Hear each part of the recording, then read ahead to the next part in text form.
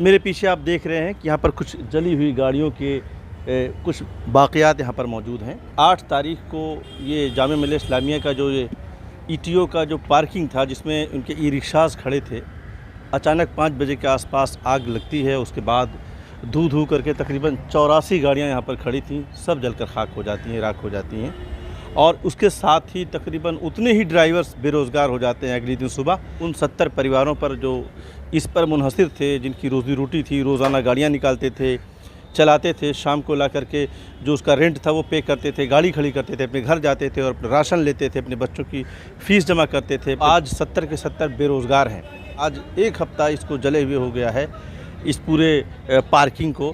लेकिन अभी तक जो मुझे इत्तलात हैं, अभी तक किसी भी तरह की कोई मदद उन लोगों को नहीं पहुंच सकी है ठीक ढंग से, और ख़ास तौर से इसको अभी बहाल नहीं किया जा सका है। जो कि मुलाकात कुछ उन ड्राइवर्स से कराता हूं कि 1 हफ़्ते उनकी ज़िंदगी के अभी कैसे गुजरे हैं। जब आपको पता चला कि आपका ये सेंटर जल गया जहां आपकी गाड़ी होती थी, जिससे आप रोज़ाना सुबह निकलते थे, तो अभी फ़िलहाल आपके घर की क्या समस्या है? सर अभी तो ये है अपना, जैसे 5, 7, 8 दिन हो गई है ये जो आग लगी थी यहाँ पर, और तब से ही हम रोज़ाना मतलब बहुत परेशान है। रोज़ाना पार्किंग में आके देखते हैं कि कुछ हुआ है नहीं हुआ है। बाकी अभी स्थिति बिल्कुल ऐसी है सर, अभी कोई रोज़गार नहीं मिल पा रहा है, ना ही कोई बाहर का ई रिक्शा मिल पा रहा है अभी भी।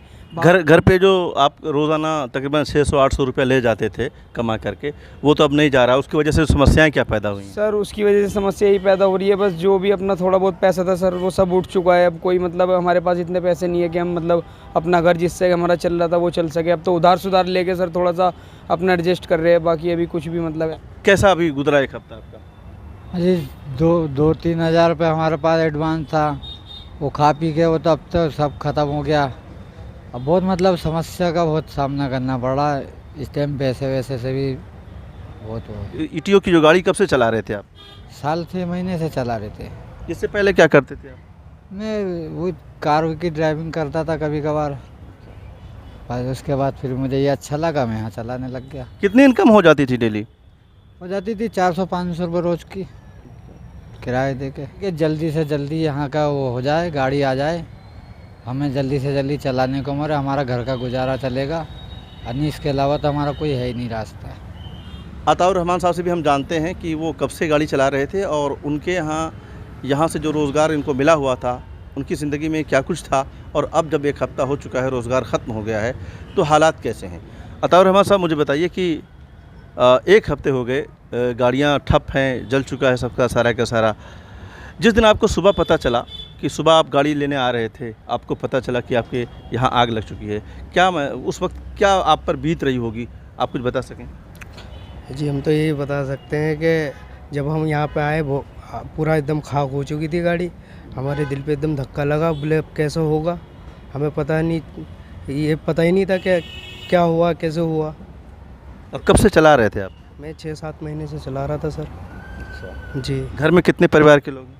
मेरे घर में तो 4 हैं हम, जो मैं ही हूँ जो कमाता था। अब ये जब से ये जली है तो बेरोज़गारी हो गई है, रोज़ आते हैं और चले जाते हैं कि कब होएगी, कब स्टार्ट होएगी। अताउर रहमान साहब के साथ भी वही समस्या है। मैं जिनसे बात कर रहा हूँ, अभी 3 लोगों से बात कर चुका हूँ, हर एक के सामने सिर्फ एक समस्या है कि उनका रोज़गार ख़त्म हो चुका है। उनके पास जो सेविंग्स थी तकरीबन 1 हफ़्ते के अंदर, ज़ाहिर सी बात है 500 रुपये रोज़ाना कमाने वाला शख्स कितनी सेविंग कर सकता है, दिल्ली में रहने वाला, ये हम सबको पता है। तो इसलिए कोई बड़ी सेविंग भी नहीं होती। ऐसे लोगों के पास 1000, 2000, 3000 बहुत काफ़ी होता है, वो ख़त्म हो चुका है। और ज़ाहिर सी बात है ऐसे में ज़िंदगी को आगे बढ़ाना, परिवार को आगे बढ़ाना किसी के लिए आसान नहीं है।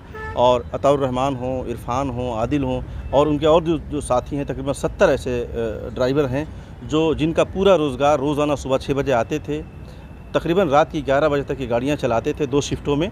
उसके बाद इनको 700-800 रुपये किसी तरह से कमाते थे, रेंट पे करते थे, उसके बाद घर जाते थे और घर के सामान ख़रीदते थे, और आज ये पूरी तौर पर बेरोज़गार हो चुके हैं। आइए मैं बात करता हूँ जो इसके जो कॉन्ट्रैक्टर हैं, इस सेंटर के जो कॉन्ट्रैक्टर थे सैयद इज़हारुल हसन साहब, मैं उनसे भी बात करता हूँ कि क्या कुछ हुआ था उस दिन जब इन्हें पता चला कि इनका सेंटर जल गया या उसमें आग लग गई। मेरे साथ इस वक्त सैयद इज़हारुल हसन साहब हैं, जो इस सेंटर के जो जामे मिल्लत इस्लामिया का ईटीओ सेंटर था उसके कॉन्ट्रैक्टर हैं। मैं उनसे जानना चाहूँगा कि जब उस दिन 8 तारीख की सुबह जब इन्हें पता चला कि इनके सेंटर पे आग लग चुकी है, जहाँ पर सारी गाड़ियाँ जल रही हैं, क्या हुआ था, कैसे उन्होंने उस वक्त मैनेज किया और क्या क्या सूरत हाल रही, और इस पूरे एक हफ्ते के अंदर अभी क्या एक्सरसाइज की है ईटीओ ने, डीएमआरसी ने, क्या अपडेट है। ड्राइवर सारे परेशान हैं जिनसे मैंने अभी बात की है, सारे के सारे लोग परेशान हैं। इधर साहब मुझे बताइए कि सारे लोगों से मैंने अभी बात की, सारे बहुत परेशान हैं। आप खुद इसके, आपका भी एक रोज़ी रोटी का एक ज़रिया था, बड़ा ज़रिया था, आप कॉन्ट्रैक्टर थे, आप खुद भी परेशान होंगे।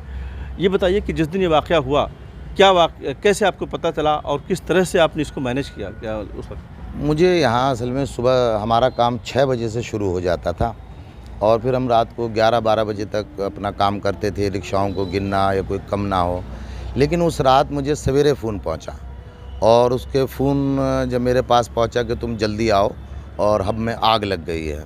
बहरहाल मैं यहाँ आया और मैं जो कुछ भी कर सकता था, लेकिन उस वक़्त तक बहुत सब कुछ ये जल चुका था। हमने आग बुझाई, लेकिन जो इसका इम्पैक्ट पड़ा वो हमारे सारे ड्राइवर्स पर पड़ा है और 70 परिवारों की ज़िंदगी जो है वो बेरोज़गारी की तरफ बढ़ गई है और आज सब लोग परेशान हैं क्योंकि ये सब लोग हैंड टू माउथ होते हैं। आप उनके कॉन्ट्रैक्टर थे ईटीओ के, क्या है कंपनी अभी तक किस मोड में है, कहाँ तक पहुँच पाई है, इसे बहाली करने के लिए क्या आपके पास अपडेट है, कुछ बता सकेंगे आप? नहीं, मेरे पास कोई अपडेट नहीं है। बहरहाल एज़ सून एज़ पॉसिबल वाली बात आती है। अब वो 2 दिन लगें, 10 दिन लगें, क्या लगेंगे, मैं भी कोई एग्जैक्ट डेट नहीं बता सकता कि वो पुरानी की बहार जो थी, जो यहाँ पर चलते फिरता एक आंगन आबाद था यहाँ का, वो कब होगा मैं इसका कोई वक्त बता नहीं पाऊँगा। अच्छा, जाहिर सी बात है कि इनका एक कोऑर्डिनेशन है ईटीओ कंपनी के अफसरान से, राब्ते में है और क्या कुछ अपडेट हो रहा है वो अपना खुद भी ले रहे हैं और ड्राइवर्स को भी बता रहे हैं। जितनी जल्दी हो सके ये कानूनी प्रक्रिया मुकम्मल करें ईटीओ, डीएमआरसी और इन तमाम लोगों के लिए नई गाड़ियाँ यहाँ भेजी जाएँ